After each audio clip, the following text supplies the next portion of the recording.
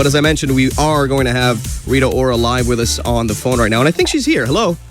Hello. Hi. Hi, guys. What's up? Not much. We're really excited to have you talk to us. Oh, thank you so much. Shout out to everybody listening. Thank you for having me. Thank you. Thank you for taking the I feel time. really happy. Of course. You have a lot of fans here in Egypt. Oh, what's up, Egypt? It's so good to see. I mean, can't see you, but hey, you guys. Yeah, well, Rita, I have a bunch of questions set up to ask you, but I'm probably gonna forget everything, so I'm just gonna try, taking it from the start. Now, you started really young. You did open mic nights, even occasionally at your father's pub in London as well. But when did you decide that music is what you really wanted to do for a living? I always felt like it was in my blood. I never really knew how to do anything else. I went to school. I did everything I thought I needed to do, but for some reason I'd never focused. It didn't really make any sense to me, and I would go home and I joined my school choir, and that's when I found out what I really wanted to do. I loved it. It felt amazing, and I never wanted to stop doing it. So I just kept singing, and everybody kept telling me to shut up. And I just kept going and going. So who would you say are your musical influences?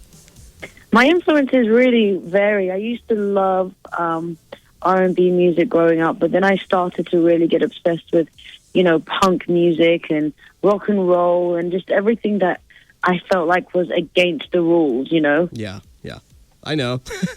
So yeah. But that's what about people that you listen to? Like if I scroll through your iPod, who would I find? Oh, right now I'm really obsessed with this band called Wet, that from Brooklyn, New York. Uh-huh. I also love this amazing singer. Her name's Kalani. I listen to some Majid Jordan. These are they're all kind of like underground, but they're still really kind of, I just like this style. Yeah, it's pretty cool. Well, people have been asking me, lots of people are tweeting and asking me to ask you about your new album. Because I don't even know. Do you have a name for it yet? Yes, the thing is, obviously, there's been a lot of things I've had to sort out, but I've definitely found this amazing sense of vulnerability and innocence and freedom, and I've definitely been in the studio.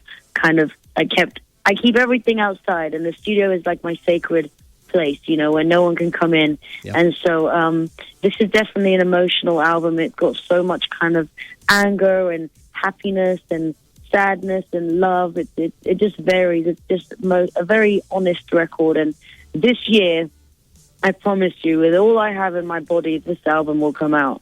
I'm glad to hear that. I'm really glad. But also, aside from the music, you did have a few acting gigs, like movies like Fast and the Furious 6, 50 Shades of Grey, and some people might actually not be aware that you're named after the actress Rita Hayworth. Yeah, my grandfather used to be a director in my country, and he loved Rita Hayworth, and from that day he said, I have to call her Rita. And that's a true story. Well, do you see acting becoming a more permanent fixture in your career?